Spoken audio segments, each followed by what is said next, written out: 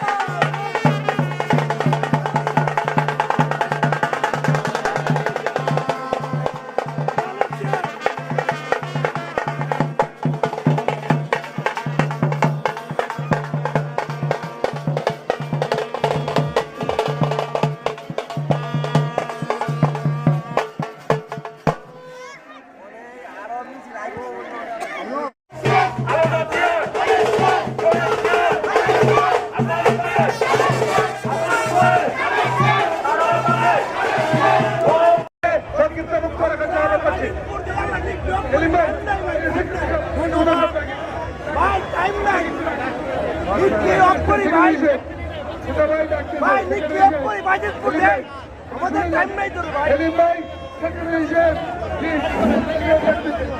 ধন্যবাদ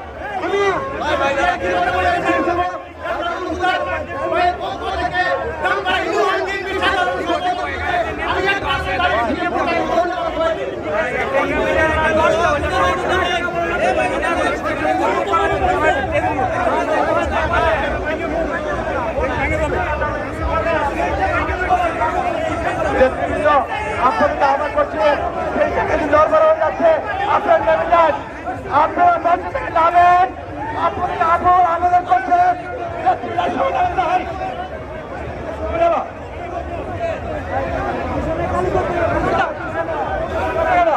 সবাই নামেন প্লিজ আপনারা নামতে হবে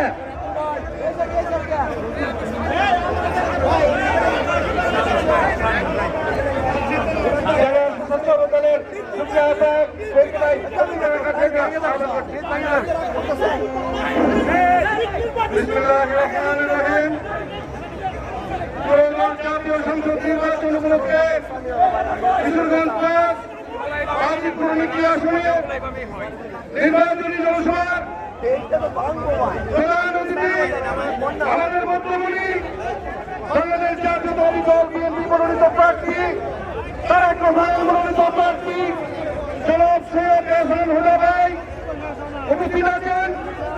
লিখিত উপজেলা বিএনপি সংগ্রামী সভাপতি সাবেক এমপি জনাব মিঠু ভাই সহ লিখিত উপজেলা বিএনপি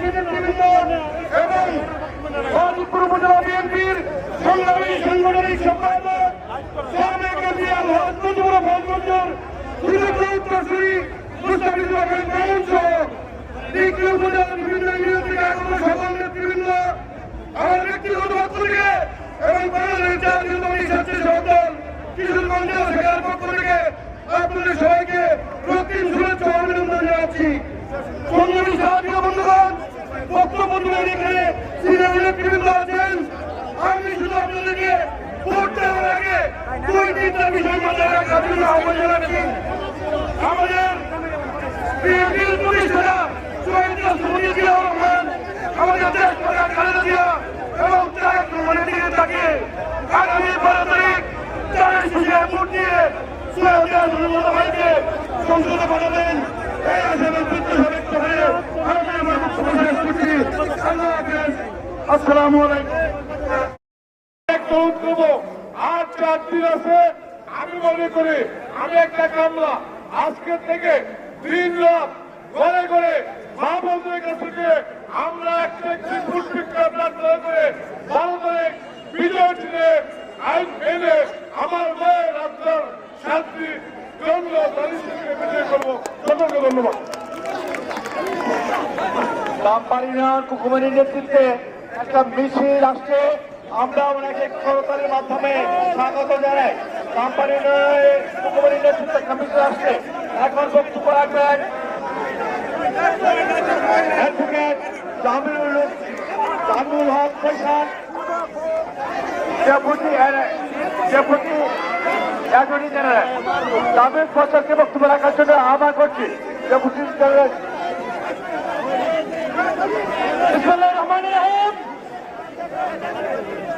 উপস্থিত সম্মানিত সভাপতি, আজকের এই সমাবেশের প্রধান আকর্ষণ বেগম খালেদা জিয়ার প্রতিনিধি, তারেক রহমানের প্রতিনিধি,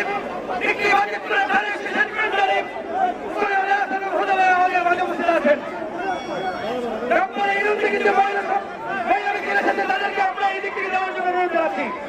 প্রিয় উপস্থিতি, আমরা যারা এখানে এসেছি আমরা কি খালেদা জিয়ার লোক? আমরা কি তারেক রহমানের লোক? আমরা কি তারেক জিয়ার লোক? আমরা কি বৈকামের লোক? আমরা কি একটা লোক? আল্লাহ এবং শয়তানকে বেশ থেকে বিতাড়িত করে নিয়ে আসলো। বিরোধী থেকে দেশটা তারেক রহমান এই নির্বাচন করে শয়তানকে বিতাড়িত করে নিয়ে আসলো।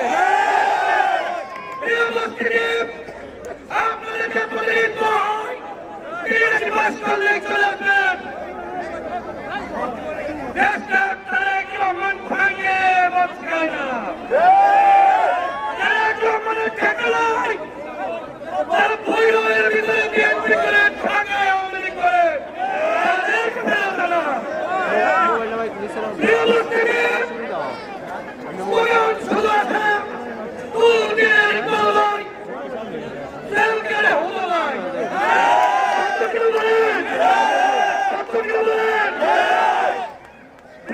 আমার বক্তব্য রাখুন, আপনাদের বক্তব্য দিচ্ছি। আজকে আমাদের নেতা বক্তব্য শুনবো। শুধু সবার কাছে একটা অনুরোধ রাখবো, 12 তারিখে আমাদের নেতা তারেক রহমান বলেছেন তাজুদ করেন ভোট জানিয়ে যেতেন। যদি ব্যক্তি উপজেলায় কোন কেন্দ্রে কোন জালিয়াতি রাখেন, কোন অন্যায় দেখেন, হাত পা বেঁধে ফেলবেন, দায়িত্ব না। আল্লাহ হাফেজ। বিজয়ের দেখা হবে ইনশাআল্লাহ।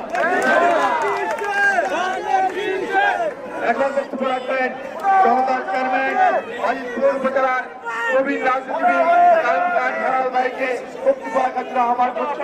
সাবেক সভাপতি আজিজপুর উপজেলা। বিসমিল্লাহির রহমানির রহিম। বাংলাদেশ জাতীয়তাবাদী দল কর্তৃক বাংলাদেশ জাতীয়তাবাদী দল বিএনপি নিকলি উপজেলা কর্তৃক আয়োজিত এই নির্বাচনী জনসভায় উপস্থিত ধানের শীষের কান্ডারি ভাই সহ বাংলাদেশ জাতীয়তাবাদী দল বিএনপির সকল নেতৃবৃন্দ এবং উপস্থিত সংগ্রামী ভাই ও বন্ধুরা, আসসালামু আলাইকুম। আজকে আমরা প্রতীক নিয়ে নেমেছি।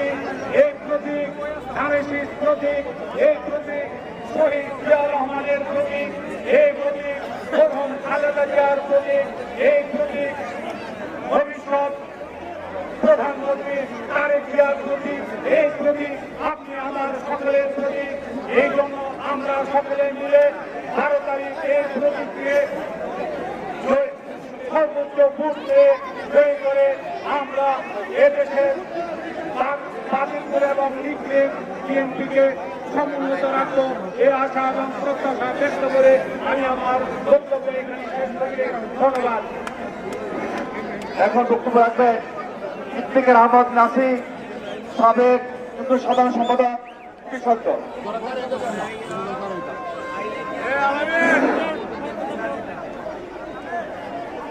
সংগ্রামী সাথে বন্ধুগণ, জনতার গগন বিদারী স্লোগান আর করতালির মাধ্যমে উৎফুল্লিত আজ এই পূর্বাঞ্চলীয় জনপদ ওই নিখিল ঐতিহাসিক ঈদগাহ মাঠ।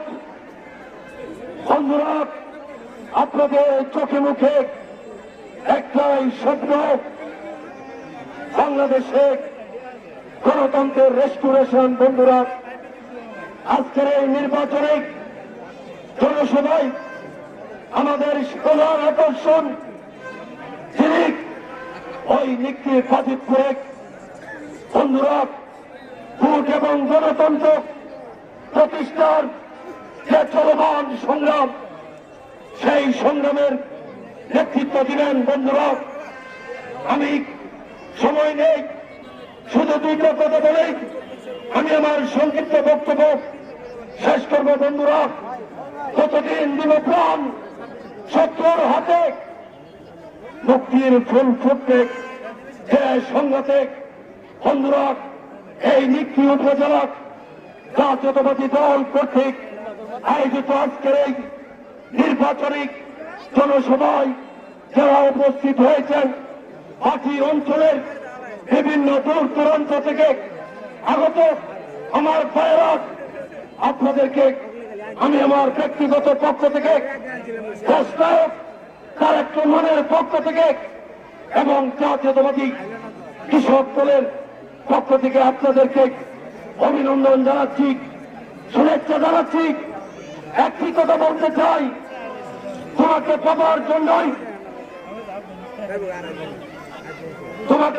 জন্যই হ্যাঁ স্বাধীনতা আর কতকাল বাঁচতে হবে রক্ত গঙ্গা।